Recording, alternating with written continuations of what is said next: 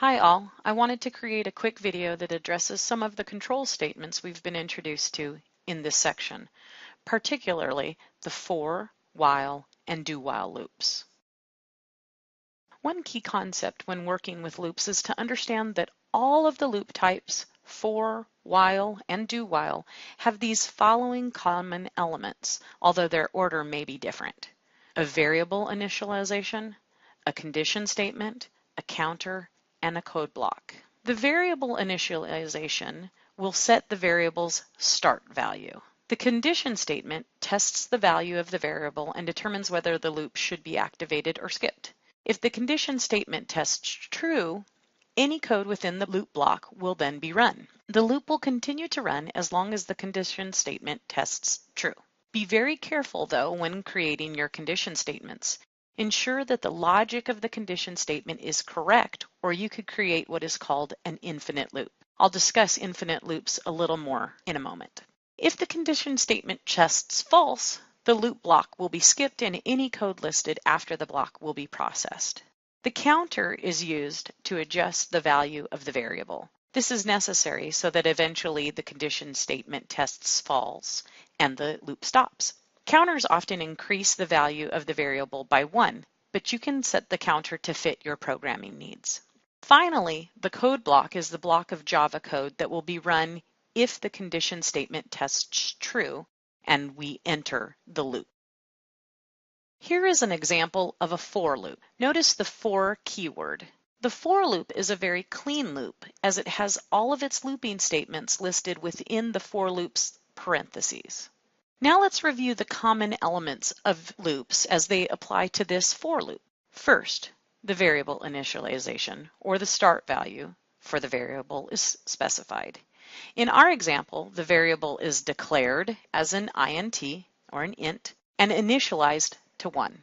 I'm not a fan of declaring the variable in the for parentheses. I prefer to declare the variable before the loop, along with the other variables being declared for the class or method, as doing so allows me to add comments that help clarify what the variable is being used for. If I were to declare my variable outside of the for parentheses, it would look like this. The second common element found in this for loop example is the condition statement. In the example, the condition statement is I is equal to or less than 20.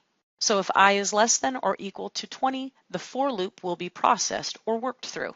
If I is greater than 20, the for loop is skipped entirely. The next common element is the counter. The counter is used to update the value of our variable so that we can test it against our condition statement. In our example, I++ means that each iteration or pass-through of the loop, I will be incremented by 1. Typically, the counter is incremented by 1, like I said, but that doesn't always have to be the case. One thing to note about counters: you can adjust your counter using several different methods. The I++ or the I-, is a basic increment or decrement statements. Essentially, I++ is going to increase I by 1, I-, is going to decrease I by 1. You can use compound operators. Those were presented in the operators section. And additionally, you can use what's considered variable equals variable modifier. So in this instance, I equals I plus some value, okay?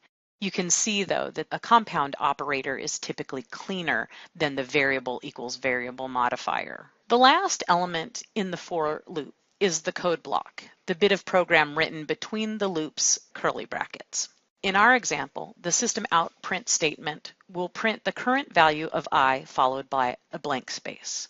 If we were to add our for loop to a properly formatted main method with a class, our output would look like this: a string of values starting at 1 and being increased by 1 to 20 with a space between each value, and all of the values printed on one line. In the control statements review, you are asked to evaluate this for loop example and make some modifications. The critical thinking question says, consider the for loop example. Write the for loop statement to only print the even numbers from 1 to 20. Be sure to use correct syntax. I'm not going to show you how to answer this question, but I will tell you some important information. The only modifications that need to be done to this for loop need to be done within the for loop's parentheses. Additionally, you need to ask yourself the following questions. What does my variable need to be initialized to?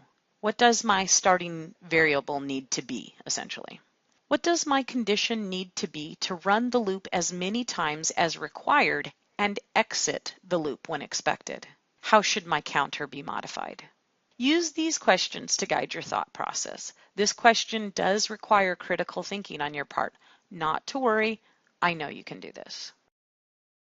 While loops contain all the common elements discussed in the for loop example, but in a slightly different presentation. Before we evaluate the while loop, take a look at it and notice how its structure differs from the for loop. First, you see the variable is declared and initialized above the while loop. In our example, I is declared as an int and initialized to 0, meaning its starting value is 0. Next, notice the keyword while and the condition statement I is less than or equal to 100. So this while loop will continue to process so long as I is less than or equal to 0. It's important to note that the condition statement is always a Boolean condition that tests whether the condition is true or false. Next, we have the code block. The system out print statement will print the current value of I followed by a blank space. The code block also contains the counter. In this instance, a compound operator is used to increment our counter or variable by 10. If we were to add our while loop to a properly formatted main method within a class, our output would look like this: a string of values starting at 100 and being decreased by 10 to 0. So 100, 90, 80, 70, 60, 50, 40, 30, 20, 10, 0, with a space between each value, with all the values printed on one line. If we look at the control statements review, you see that you're asked to evaluate this while loop example and make some modifications, just like you were with the for loop. The critical thinking question says, consider the while loop example, rewrite the while loop statement to print the values from 1,000 to 0, decremented by 100. Be sure to use correct syntax. So same as before, I'm not going to give you the answers here, but I am going to provide you some guidance. Ask yourself the same questions as the for loop example. What does my variable need to be initialized to? Or another way of thinking of it, what does my starting value need to be? What does my condition need to be to run the loop as many times as required and exit the loop when expected? And how should my counter be modified? These are your 3 basic questions for any loop. Ask yourself those things. You only need to adjust those common elements. Don't need to adjust the code block. Remember, this question requires critical thinking on your part, but you can do it. We're going to look quickly at an example of a do-while loop, highlighting the common elements of a loop. First, notice the do and while keywords. The big thing to understand about a do-while loop is that unlike a for and a while loop that first tests the condition to process the loop, the do-while loop processes once and then tests the condition. Do-while loops are not used as frequently as for or while loops.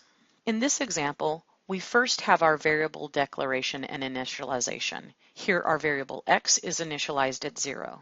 Next we have our actual do-while code block. The system out print statement will print the current value of x followed by a blank. Like the while statement, the counter is listed within the code block. In this example, a compound operator is used to increment x by 100. Finally, we have the condition statement. The condition statement says that as long as x is less than or equal to 500, the do-while loop should be processed. So in this instance, the do-while loop runs once, printing the value of x, which is 0. X is then incremented by 100, so x's value becomes 100. Then the condition statement tests to see if x is less than or equal to 500, which is true. So the do-while loop is processed again. This process continues until x is no longer less than or equal to 500. An infinite loop is a loop that has been written in such a way that the program never exits the loop. An infinite loop exists when a loop condition statement never evaluates as false. This is not good. The repeating of the looping process will eat away at your computer's memory until it eventually crashes. Looking at the infinite loop example here, you see that we have a while loop. The variable I is declared and initialized at 0. The while loop then tests the condition I is greater than or equal to 0, which in its current iteration is true. So the program enters the code block. The system out print statement then prints the value of I, which is 0, to the screen and increments I by 10. The condition is then tested again. Is I, which is now 10, greater than or equal to 0? The answer is yes, or true. And based on the way this while loop is written, it will always be true. This loop, once started, will not exit until all memory is gone and the system crashes. If you accidentally create an infinite loop and need to stop the program's execution in BlueJ, follow these steps. Go to the BlueJ project window, click on Tools on the menu bar, and click on Reset Java Virtual Machine.